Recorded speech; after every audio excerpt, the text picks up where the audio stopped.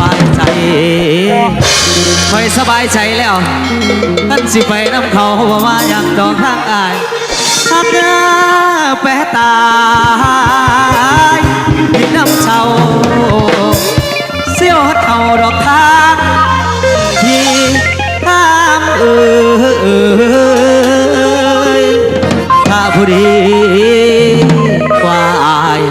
ก็คงว่าอย่างโอ้ยเด้นอ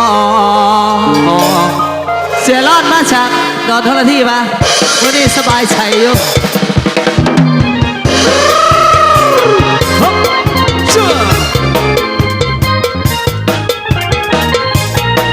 นักเรียนเพื่อนสบายใจเด้อเอาที่เธอสบายใจถ้าอยากจะไปคงไม่มีใครเดียวรักที่ไม่มีสิทธิ์ที่จะคิดกักขังเมื่อมีความหวังข้างหน้าถ้าดีก็ไปดูแลทำทุกอย่างแล้วเพื่อเจ้า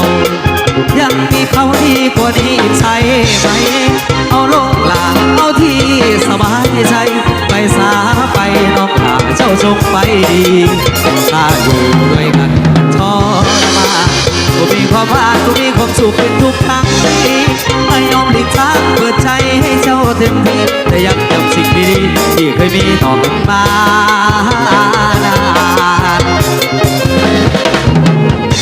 ว่าต้องยากถึงความรักเรานะว่าต้องยากถึงความรักเรานะให้คิดว่าไปเดี๋ยวนี้คนนี้ว่าในทางให้สุขใจก็อยากให้ทนอยู่เป็นทุกข์ถ้าจะมีความสุขก็มาเลยทางอาย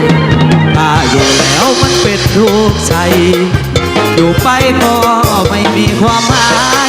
ความรู้สึกที่เองก็อายแสนอายที่รู้แลเธอให้ดีที่สุดไม่ได้เป็นผู้ชายดูไม่น่าศรัทธาเลือกเขาที่เจ้าสบายใจชีวิตเหลือไว้ยังพอมีเวลาสิทธิ์ของเธอเลือกเองพี่ไม่ว่ามาเขาทอดทิ้งยังรอคอยซับน้ำตาผิดหวังให้กลับมาอายคอยถามดูแลใจรับใดกับสิ่งที่เธอทำความเจ็บช้ำมีมากไม่เป็นอะไรถึงเธอจะอยู่เคียงคู่กับใครอยากให้อภัยเจ็บเพียงไรสิโอ้ทนเอาเท่าไรน้ำมันสุขใจเจ้าเท่าไรน้ำมันสุขใจเจ้าเมื่อเห็นเขาสิดีกว่าพี่สี่ดีกว่าพี่สี่ดีกว่าพี่จุดที่พี่ก็ห้ามน้องบ่ได้บ่ได้บ่ได้บ่ได้เลยล่ะบอกว่ายังภาพผมรักไว้ดูตา